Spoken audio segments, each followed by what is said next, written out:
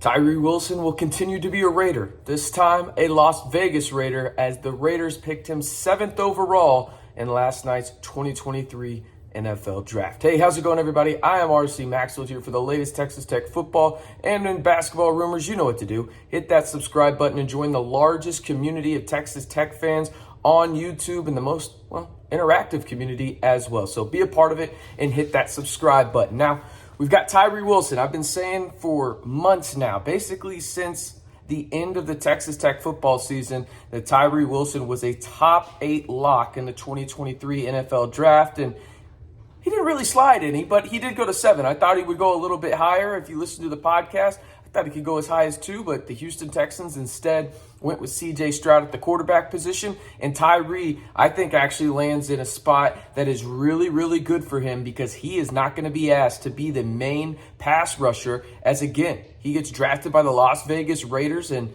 it's kind of interesting for Tyree. He was a Raider in high school, obviously an Aggie for a little bit, obviously goes to the good guys in the Texas Tech Red Raiders. And now, he's a Raider once again, this time out in the desert of Las Vegas. Now, when you look at this from a historical perspective for Texas Tech, and that's kind of where I want to start, Tyree Wilson now becomes the 5th Texas Tech Red Raider ever drafted in the top 10. Of course, you got Dave Parks, who went number 1 overall in 1964. Donnie Anderson, a.k.a. the GOAT himself, number 7 overall in 1965. Then Michael Crabtree, number 10 overall in 2009. You may have heard this guy, Patrick Mahomes. He went number 10 overall in 2017. And last night, Tyree Wilson goes number 7 overall to the Las Vegas Raiders. Overall, he becomes the 9th Red Raider ever drafted in the first round. Obviously, those guys that I mentioned earlier, you got Schlinkerman as well. You've got Ted Watts, Gabe Rivera, and don't ask PFF College Football, their Twitter account, but apparently Jordan Brooks wasn't a first-round pick, even though he was, as he went 27th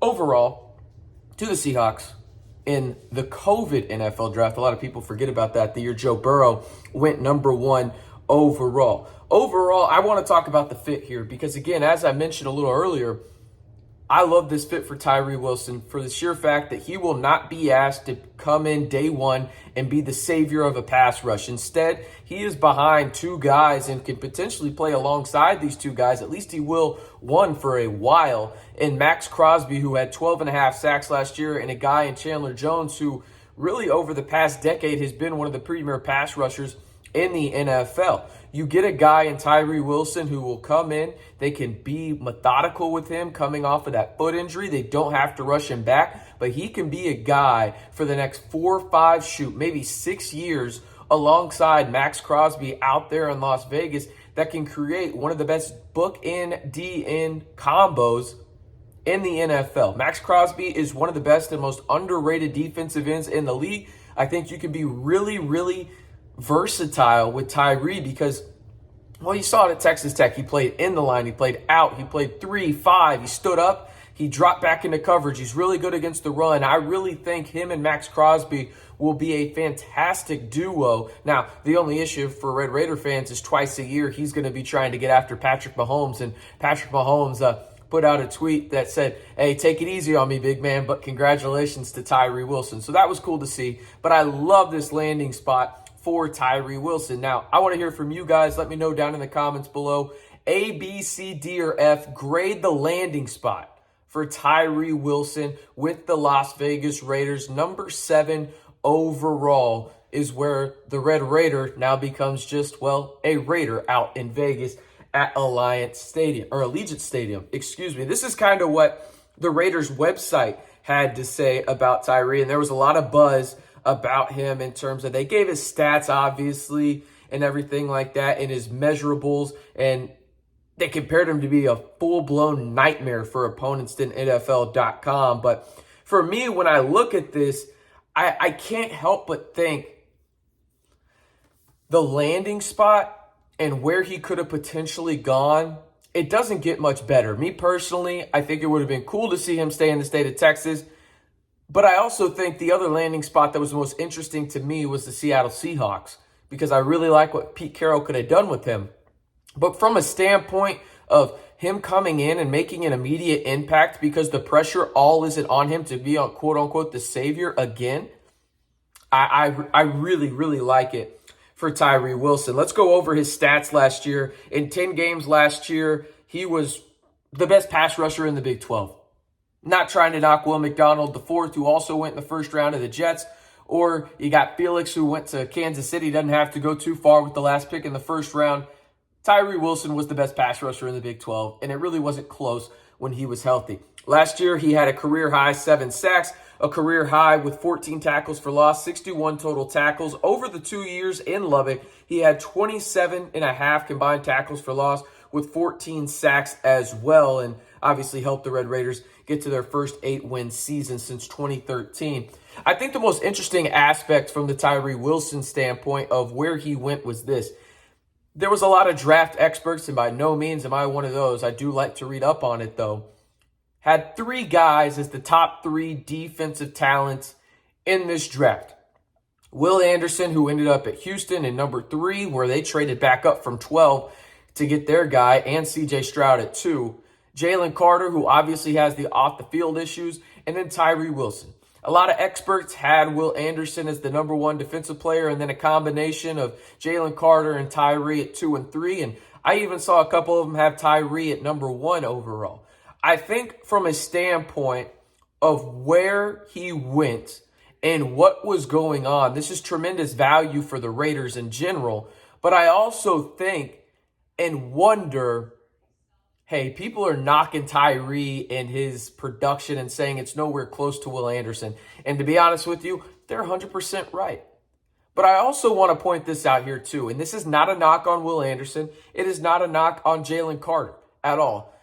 And it's not a knock on the guys on the Texas Tech line that Tyree Wilson have played with, and Tony Bradford and Jalen Hutchins. It's not a knock on them at all. It's just a simple reality when you look at the NFL draft year in and year out.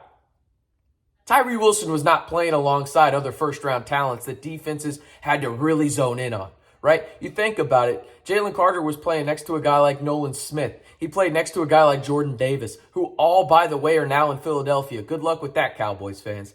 Then you think about Will Anderson.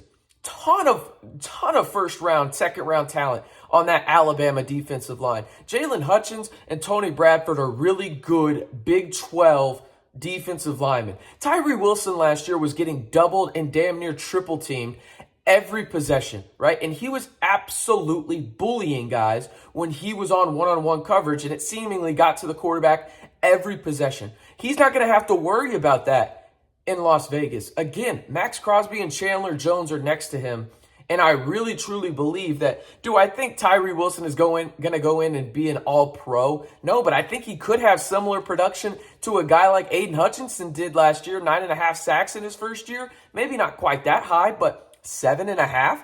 I think that that's realistic. I think that the Las Vegas Raiders are building within the trenches, and their 2 stalwart guys that they are building this team around moving forward are Max Crosby and Tyree Wilson. And we know in football, if you build in the trenches and then move out afterwards, you got a really good chance of being successful. And I think Tyree Wilson could not have landed in a better spot at the beginning of his career to have another all-pro type D end opposite of him, and not to mention one of the best perennial pass rushers of the past decade in Chandler Jones to learn from. I just love the fit for Tyree Wilson. Now he's got to get healthy, make sure his foot is good to go. He says he's good to go, but it's up to the Raiders in terms of how they ease him back in to the conditioning program and workout regimen of the NFL offseason. But I am excited for Tyree Wilson, and he indeed is the 5th top 10 pick in Texas Tech football program history in the NFL draft, with Dave Parks,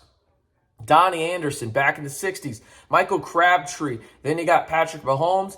Tyree Wilson joins that group in the 2023 draft, going 7th overall to the Las Vegas Raiders. If you're excited where Tyree ended up and just excited to see a Red Raider go in the top 10 of the NFL draft, all I ask you to do, is like the video. And one more time, if you want to be a part of the fastest growing Texas Tech community here on YouTube, you know what to do. Hit that subscribe button to stay in the know on Texas Tech football and men's basketball all year long right here on the Back to 12 podcast channel.